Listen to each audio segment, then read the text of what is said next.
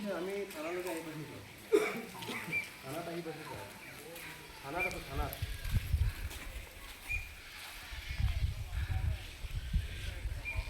আচ্ছা আচ্ছা আমি আহি আছোঁ নহ'লে অঁ হ'ব হ'ব নাই হিচাপ সেই পইচা আছে এই পইচাকেইটা দেখক পইচাকেইটা দেখক না পইচা পৰি আছে মোবাইলৰ ক'ৰবাত ইয়াতো পৰি আছে চাগে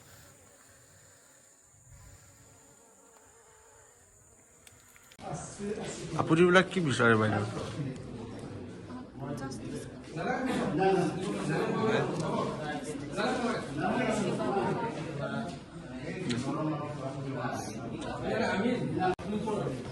আচলতে ঘটনাটো কেতিয়া হয় এতিয়া ঘটনাটো ক'ব গ'লে যিদিন ইলেকশ্যন হৈছে 9 তাৰিখ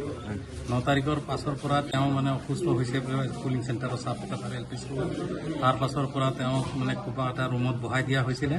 তেওঁ তাৰ পৰা নিৰুদ্দেশ হৈ গ'ল কেনেকৈ নিৰুদ্দেশ হ'ল কেনেকৈ হ'ল আমি এইটো গম নাপাওঁ কিন্তু তাৰ পৰা তেওঁ আজিহে যোৱাকালি ৰাতি 1:30 বজাতে তেওঁ ডেড বডি ৰিকভাৰ হৈছে আৰু আজি পষ্টমৰ্টম কাৰণে আজি ইয়াত অনা হৈছে তেখেতৰ আচল নাম কি আৰু ঘৰ ক'ত কৰ্ণালীছ কিন্তু তেওঁৰ ঘৰ অৰিজিনেল জন্ম জেগা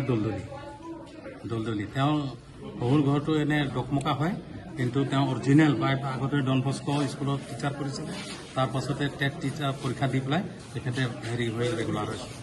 গৈছিলে 9 তাৰিখ দিনৰ গৈছিলে ক'ত গৈছিলে আৰু কিয় গৈছিলে চাপকাটাৰ এল পি স্কুলত তেওঁ ডিউটি পুলিং ডিউটি তাত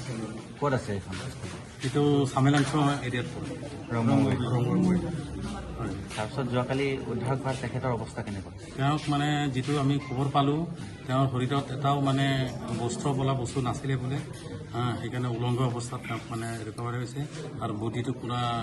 গেলি যোৱা বুলি পেলাই আমি খবৰ পাই আছোঁ আৰু তেখেতৰ সৈতে আৰু কিবা বস্তু পাইছে নেকি কিবা ধৰক তেওঁৰ জেকেটটো প্ৰথম দিনাই 9 তাৰিখে নে 10 তাৰিখৰ দিনা তেওঁৰ জেকেটটো কোনোবা পাহাৰৰ ওপৰত পেলোৱা আছিলে তেওঁৰ আই কাৰ্ডটো ক'ৰবাত পেলোৱা আছে এনেকুৱা য'তে ত'তে পেলোৱা আছে মই এটাই কথা ক'ব বিচাৰিছোঁ তেওঁ ইমান কমজুৰি মানুহ এটা বেমাৰী মানুহ এটা ইমান পাহাৰৰ ওপৰত তেওঁ কেনেকৈ উঠি যাব পাৰে সেইকাৰণে আমি এইটোৱে বিচাৰিছোঁ বেছি কথা ক'বলৈও নাযাওঁ আমাক এটা মানে CBI ইনকুৱাৰী এটা আমাক লাগে অৰিজিনেল তেওঁৰ একচুৱেলি অৰিজিনেল তেওঁ বেমাৰৰ কাৰণে এইটো হৈছে নে কোনোবাই তাক তেওঁ চক্ৰান্ত কৰি পেলাই কিবা কৰিছে সেইটো আমি সন্দেহ কিহত আছে আপোনালোকৰ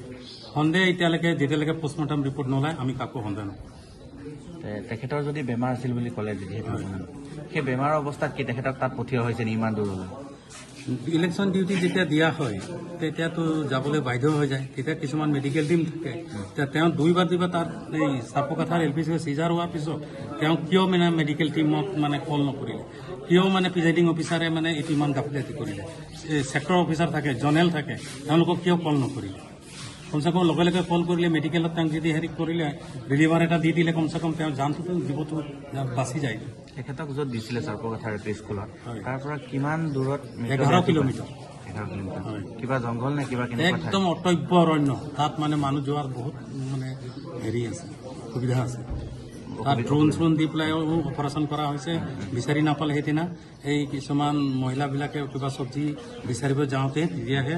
বা গোন্ধত বা হেৰিতে দেখা পালে তেতিয়াহে পুলিচক ৰিপৰ্ট কৰাৰ পিছতহে এইটো হৈছে তাৰপিছত তেখেতৰ মৃতদেহটো ক'ত আনিছে এতিয়া ডিপু মেডিকেল কলেজ ইয়াতে হেৰি পষ্টমৰ্টম ৰুমত আছে এতিয়া আপোনালোকে শেষত কি বিচাৰে আচলতে আপুনি যে ক'লে যিহেতু তদন্ত কৰিব লাগে তাৰ পাছতো কিবা এটাতো ওলাব ৰিপৰ্ট তাৰপিছত আপোনালোকে কি বিচাৰে সেই পৰিয়ালটোৰ বিষয়ে সেই পৰিয়ালটোলৈ এটাই কথা আমি বিচাৰিছোঁ ইলেকশ্যন কমিশ্যন অফ ইণ্ডিয়া যিটো দিবলগীয়া আপোনাৰ পৰিচয় মোৰ নাম বিক্ৰম গোৱালা মই বৰ্তমান আছাম কাৰ্বি আংলং ডিষ্ট্ৰিক্ট কমিটিৰ এক্টিং প্ৰেচিডেণ্ট আমি জানিবলৈ পোৱা মতে তেখেতে যেতিয়া নিজৰ ডিউটিলৈ গৈছিল তেতিয়াও অসুস্থ আছিল বুলি আমি গম পাওঁ সেইটো কিমান সত্য তেতিয়া অসুস্থ নাছিলে অসুস্থ থাকিলে কোনো কাকো ডিউটিত নপঠায় কিন্তু তেওঁ জনামতে আমি এতিয়া গম পাইছোঁ ৰিচেণ্টলি গম পাইছোঁ তেওঁ লিভ এপ্লিকেশ্যন এটা দিছিলে তেওঁ একচেপ্ট নকৰিলে বুলি আৰু সেই তেখেতে যোনখন স্কুলত নিজৰ কৰ্ম কৰিছিল ডিউটি যোনদিনা গৈছিলে তাৰ পৰা কিমান দূৰত মৃতদেহটো প্ৰায় তাৰ পৰা 10 কিলোমিটাৰ আঁতৰত পাহাৰ দুৰ্গম এৰিয়া এতিয়া আপোনালোকে কি বিচাৰে আপোনালোকৰ আমি সংগঠন হৈ কিনে এইটোৱে ক'ব বিচাৰোঁ যে ইয়াৰ উচিত তদন্ত হ'ব লাগে আৰু পৰিয়ালবৰ্গৰ সদস্যক চাকৰি দিব লাগে চৰকাৰৰ পৰা তাৰপিছত যিটো ইলেকশ্যন কমিশ্যন যোনটো এক্টটো আছে সেইটোত কম্পেনচেশ্যন যিটো আছে সেইটো উচিত কম্পেনচেশ্যন তেওঁলোকে দিব লাগে পৰিয়ালবৰ্গৰ